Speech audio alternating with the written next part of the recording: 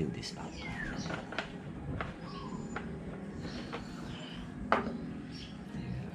Clean the lawn.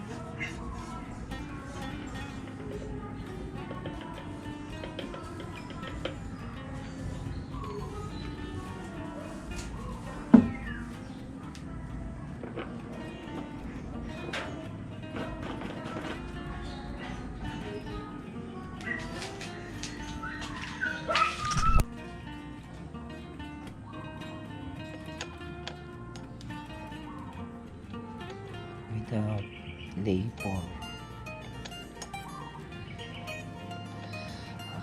The only thing that is naturally produced is what we gather from nature.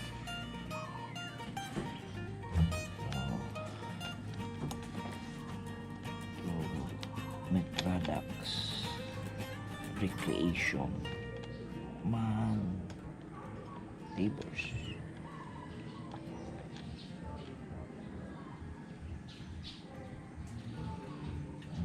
Measure it.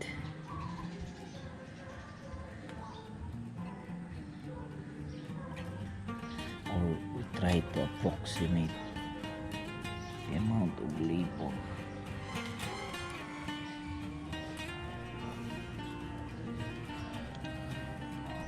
so that we can actually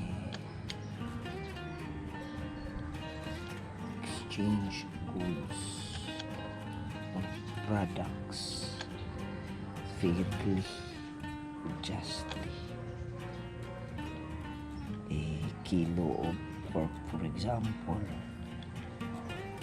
is equivalent to 4 loaves of sandwich bread.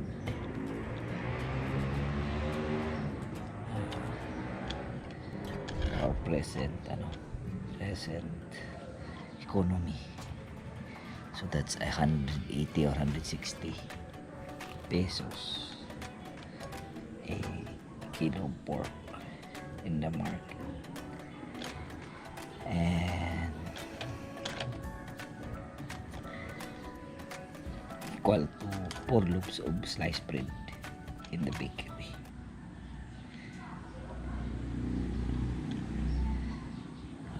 We add currency or money as a representation of our gold or silver, depending on the amount of gold or silver in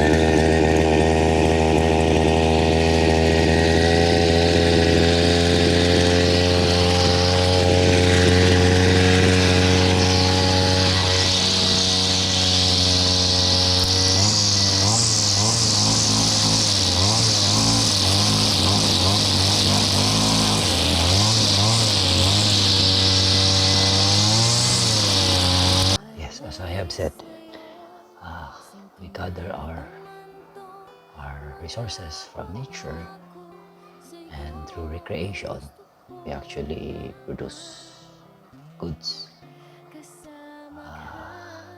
Through our labor, produce goods.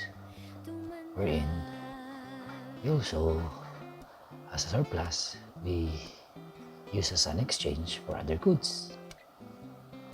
And as our mode of exchange evolves into a more complex, we now use other measure.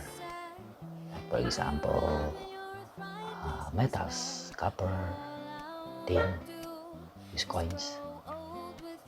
Later on, silver and gold, which is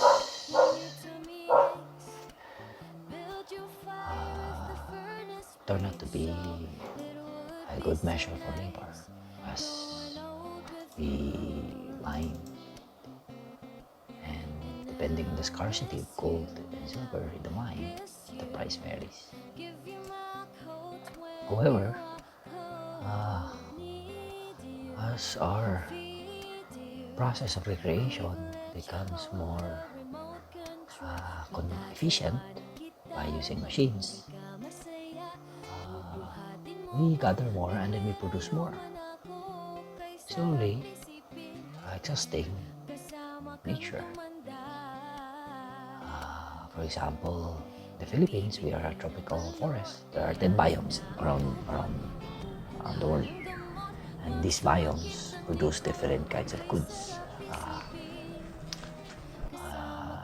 Of course, though the soil produces the same thing depending on their geographical location, the needs of the people around those biomes also differ. As these biomes were exhausted, like for example the Philippines, and the byproduct of that exhaustion, besides the product, is carbon. It wraps the earth, the atmosphere, trapping therefore heat from the sun, creating a greenhouse effect, thus warming the planet. And as the planet warms, these volumes changes, as slowly exhausted, it doubles therefore the effect. Thus climate change. Weather changes. Climate is actually the weather phenomenon, or the temperature of a certain geographical location. In our history, in our present time, it is the whole world, or the climate of the world is actually changing. The whole temperature across the globe is changing. So thus, creating more typhoon, higher seas,